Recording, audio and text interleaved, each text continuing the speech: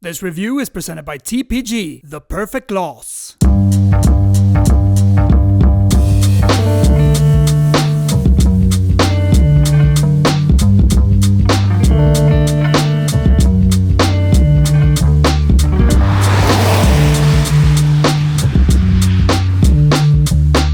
For car manufacturers, figuring out what the customer really wants, well, that can both be very tricky, very easy, and sometimes a bit complicated. But why make it complicated when you know that a, for example, C SUV segment car is a car that will appeal to so many? The Nissan Qashqai has always been a very popular car. You've seen it all around every corner, and for good reason. It is a very popular car, well built, good quality, and it offers a lot of what you really need. Practicality, you sit rather high, and it is a car that looks fairly good. Now in its third generation, since it was introduced 2021, it has sold 350,000 in Europe. If we start off by looking at the design in the front, it's got some real aggressive look to it. I like these slim lights up here, those day-running LED lights. This new grille, it should symbolize an armor from the Japanese culture. So it should look like an armored helmet or an armored protection that they wear. I mean, that looks good, that is fun. It's always fun to hear about when you buy a car. So you feel that there is some substance to it historically. Because design is so important, that might be the case that will tip over for someone to buy a car. Another very good thing is that the doors, they open very, very wide. Even the back doors, look at that. 90 degrees. Splendid when you need to put your kids in back there. Start it up and everything just displays nicely and quickly boots up. It's not like there's a lot of delay. A little sound, a little jingle that plays just fine, but not too much. And then we can start off in Echo. I just love this one. It is a little flimsy. It feels a little plastic. Among all the rest, that feels very premium in this car.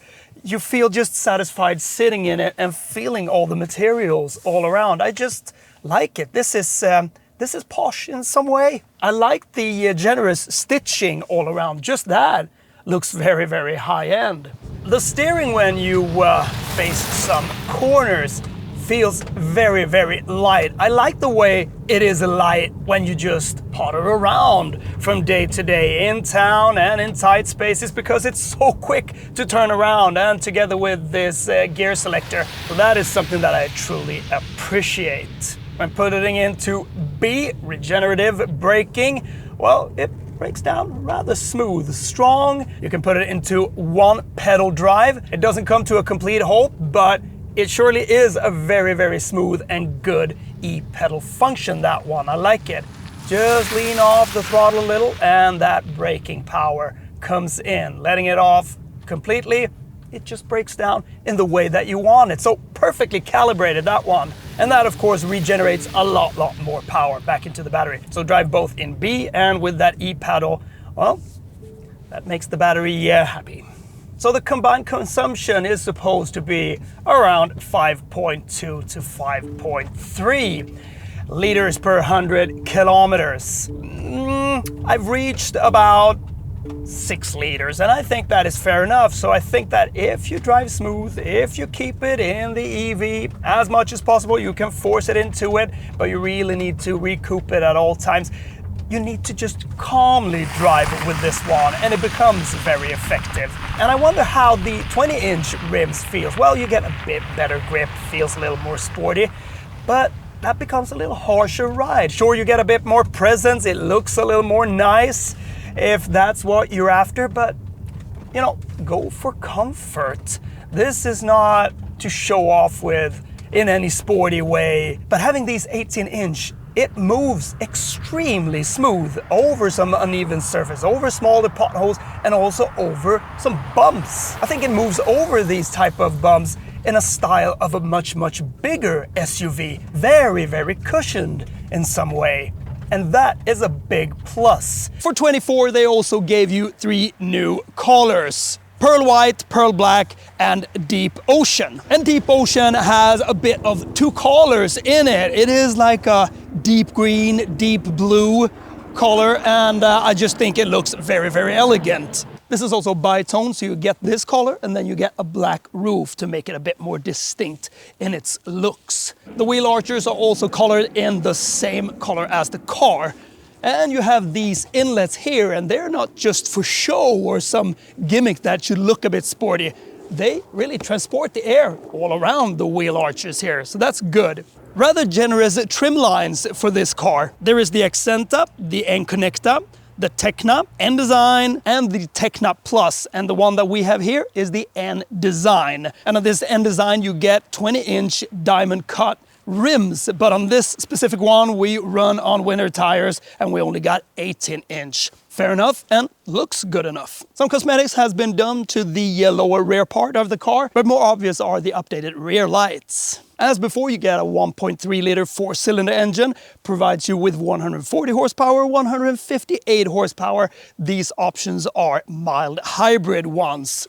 And then the different trim lines you can get 4-wheel drive, 2-wheel drive, automatic gearbox, or you can get a manual gearbox in some of the trim lines as well. But the one that we got here is the E-Power version. And this is a rather special drivetrain. You fill it up with fuel, and then that fuel works as a generator, giving power to the battery, and the battery gives power to the electric engine. So it is an electric drivetrain, more or less, but you lose all of that range anxiety compared to a fully electric car.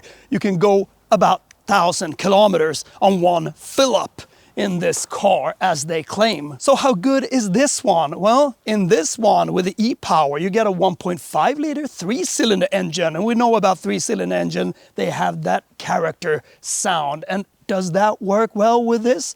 Well, it is very quiet. It works very flawless in a very, very smooth way. And I think it's not a bad setup. And Nissan also says that in the urban environments and in town, many people are not really fond of charging yet because the infrastructure isn't that good, even though it's getting better. So this is a very good step before you get on to a fully electric vehicle. And it also provides you with a little more power than the other options. You get 190 horsepower. It does 0 to 100 kilometers an hour in 7.9 seconds, 170 kilometers an hour in top speed. The consumption is 5.1 to 5.3, and I've reached about 5.5 when driving a bit more calm, as it should be driven. Just cruise around in eco mode, in regenerative mode, using the e-paddle. Works very, very good. And it is very subtle and very, very quiet.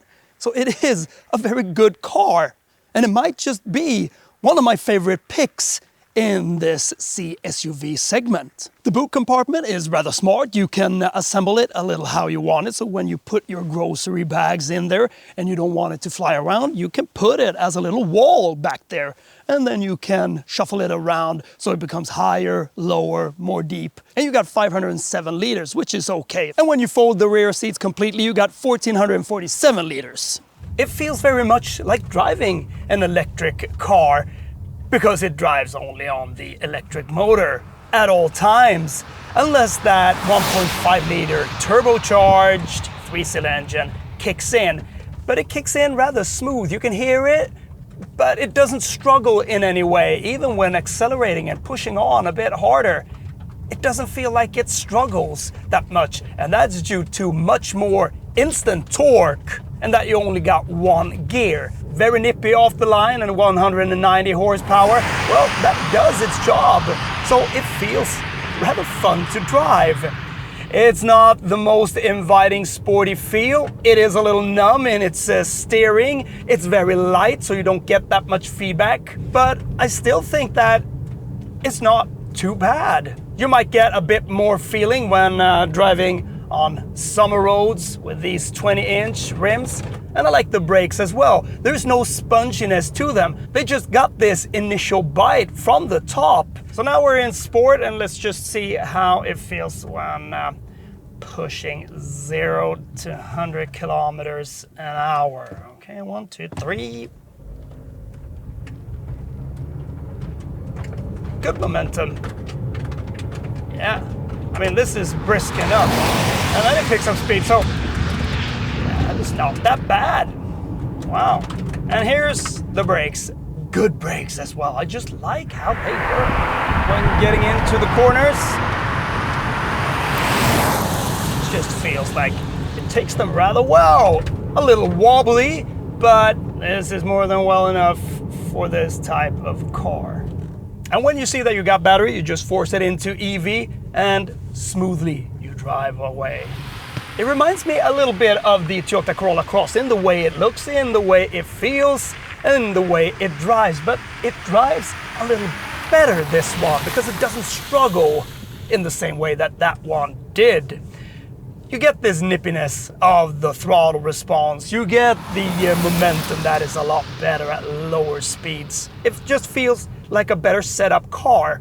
Quality also triumphs that a little in my taste. And it also reminds me of the Mazdas because it feels like they are on pair there. The quality feel and the way it's logically laid out. Clever car, and I really understand why it is so popular. This crossover SUV segment in this class, well, it is rather crowded, so competition is there. A lot of popular rivals like the Karoq, the Q3, the Tiguan, the C5 Aircross, Toyota CHR, Kia Sportage, and many, many more. So it really needs to set the bar rather high, and it sure does, and especially with this 2024 model, which has really leveled up in quality. This new system, how it looks, the graphics, intuitive, quick, the feeling in the materials, the outer look, that is fine. It looked good before, but now it's been refreshed. So it still offers very much.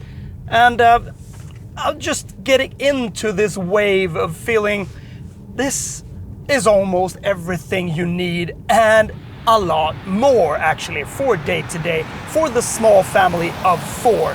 Something that I always love in a SUV segment is that you just step in and you sit down. It's not like you sit down, fall down, sit down, or climb up too much. It's just an SUV that is not that big in that way that you need to climb up and feel the etiquette of super status of I'm having an SUV. This is just neat. This is just a perfect package. And I just think that they melt in so well into the civic traffic and the urban environments and just being a very good practical SUV.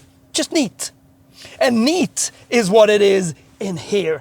I mean, when you step in, there is nothing that feels overwhelming in any way and nothing that really feels like, oh my God, now I need to dig in and learn how everything works. It just feels so intuitive and so logically laid out, and it looks just fabulous. For 24, you also got a bit new updated interior in here. In this trim line, you get a bit of this aluminium looking thing around the dash down here. The dash looks really good, even though this is a bit plastic, but it doesn't strike me that much of being very plastic because I don't think it is. They really stepped it up with the materials in here. This Alcantara, which is dressed all around. Maybe down here is a little bit of that scratchy plastic. Nothing that really bothers me. You got the RGB lights here. You can change that so it becomes a bit more cozy in here with different colors.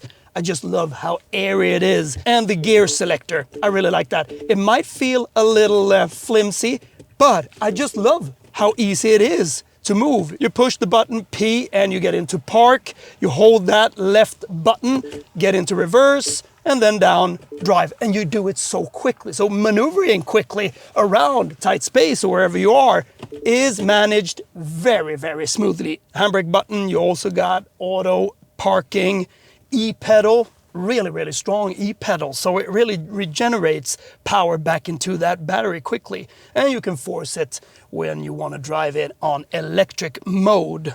You got the drive modes, you got Eco, you got Standard, and you got Sport. Becomes a bit more responsive, and it is rather responsive. And the Alcantara up here as well feels very cozy to touch. Smart layout on the window buttons as well. They are tilted a bit more towards you.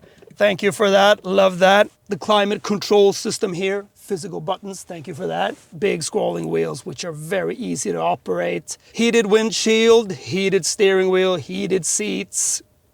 Everything is managed very easily. The only thing is that it's a bit tilted downwards here. Nothing that bothers me, I think it looks good, but if that could be tilted upwards, it would be even better. But that's just what it is. You got a new screen, new graphics. The new system here is so much quicker. The steering wheel is just great. It's thin and it's very airy all around. Very good feel in the buttons here. The cluster in front of you is bright, very good graphics. You can reassemble how you want it through My View. You can put up your navigation. You can see how much pressure you got in your tires, monitor your battery and the energy flow of it, music, Android Auto, cruise control, and all these safety settings. And all these safety settings, you get into a menu and then you can just turn them off. It is a little digging, but not that bad that it is in many other cars. Everything is displayed very nice. In some trim lines, you can get the sunroof if you want that, but I don't. So I'm just happy that there isn't one. Becomes a bit more quiet. The seats are nice. I thought they should be a bit small when you look at them, but they are just perfect. A little sportiness to them. They're also updated. You get a bit of Alcantara in them, and you sit fairly well in them. They're a bit hard, but at the same time, the backrest is soft. So I like it. Good mix. We haven't got any electric seats in this one. They have that manual operation that is just so direct, easy and smooth in all its settings. So I just love that. I would just love to get down a bit more, but it's an SUV and people want to sit a bit more high, so that is okay. Good armrest. It's divided into two, so rather deep. 2 USB-C ports, and then you open it like that and you can put some smaller stuff on top. Really good. 2 cup holders here, cup holders in the side. Steering wheel, just the same. Look at this, how easy it is to set. In this one, you get the 3D camera, which is just great. So you can see all around the car and also a bird's perspective of it. You can see what you've got in front of you, how your wheels are set, and you can use this one in parking spaces and maybe out in the woods or wherever you want to go, even though it's only 2-wheel drive. You can get there. And you can get there a bit more safe. This screen is also very good. It isn't too big. It is just in that neat format as I always like. And it doesn't matter that it sits on top and isn't integrated. I think this looks very neat. It's there where you need it and in a very good line of sight. So it's Google based. You got Google Maps, you got Google Play, you got Google Assistant, Amazon, Alexa, and all of this, and it's very quick. So they've updated this system. It's got better graphics, and just asking Google where you want to go, where you want to navigate or something like that. Why doesn't all cars just integrate that? Because it's so smart. Don't make it any more difficult than it needs to be. It never goes wrong. It is just so good. Yeah, and you put them up as widgets, and you can just log into your Google, so you don't even need your phone or something like that. So smart, smart, smart. And then you can get into the system where you change all the lights. So ProPilot, Mode, Happiness, Discover, Passion, Harmony, and more. And you can just calibrate it in the color that you want. You got induction charger here as well, which is just good. Start button sits down here. Prices for this Qashqai with a base trimline Accenta starts at 319,800 Swedish crowns. And then it depends on what type of engine configuration you want, or if you want to get up to the E-Power one. Techno Plus is the most expensive trimline, and the price for that one starts at 420,200 Swedish crowns. The N Design one that we sit in here, it starts from 398,000 Swedish crowns. And this N Design with the E-Power drivetrain starts from 440,300 Swedish crowns. So what is that? About 40,000 euros, something like that. In the back seat here, in these segment cars, can be a bit so and so, a bit cramped. But here, sitting behind myself, got plenty of space. A bit difficult to put my shoes under the seat. Barely fits there. I sit in a very low position, but it works. Good space to the roof, no problem there. And still dressed nicely back here with the Alcantara. Fairly large windows, not in many cars that want to be crossovers and SUV coupes, where the windows becomes a bit smaller. It lets in a lot of light in here. And of course, in some trim lines, as I said, you can get the panoramic roof. 2 USB-C ports, and you got your ventilation outlets, electrical window, and a armrest with 2 cup holders. The backrests are rather straight up, and they're rather hard and also a bit short, the base here, but I think that you sit good. You'll have 2 children maybe here. Of course, adults can travel for some time back here as well. But I like the roominess in here. Even though it's black, it feels like it lets in a lot of light. And you got ISOFIX on both these seats as well. And the feeling all around just feels very premium to me. So great to change the view here. Normal. You get to expanded. And yep. Then you can see what you want here in the middle. Then you can add what you want here in the middle. If you want to set your distance control. If you want to set your speed limit, you've got all your safety settings, so what is active and not. Navigation screen becomes a little bigger, displayed in the front, which is just great. So it's a very, very good layout on this center cluster. It is quick, it's not laggy, and the graphics are sharp. Get that energy flow from when the battery works. And the brake lights also indicates on this displayed car in the center cluster. That is a neat touch. Just that is a little premium feel. Like the knob when going from these 3 different drive modes. That is also something. 3 drive modes, good. Not like 6, 7 different with a plus on or something like that. So well done there, don't overwork it. Summing up the 2024 Nissan Qashqai E-Power is rather easy. I think this is excellent in so many ways. I'm trying to find out what I really don't like about it. I think the consumption might be a little high, but I still think that you can manage getting down to these figures that it claims if you drive in e-pedal drive, in regenerative mode, and when you drive in eco. And if you drive as it's intended to be driven around town, in the suburbs, from school, from activities, back home, and whatnot. And I also enjoy driving on these 18-inch rims because I think that it takes it to that stage of comfort level that you really, really want from a car like this. It doesn't need to be more sporty than it is. You got the power. I think the power is more than well enough in this one. It works so flawless with this one gear. The momentum is there. It's nippy. It feels fresh. It feels so light in its steering. Maybe the connection could have been a little better. The 20-inch rims might give you a bit better feedback, but I wouldn't go for them just to show off and make it look a little better. It looks good as it does.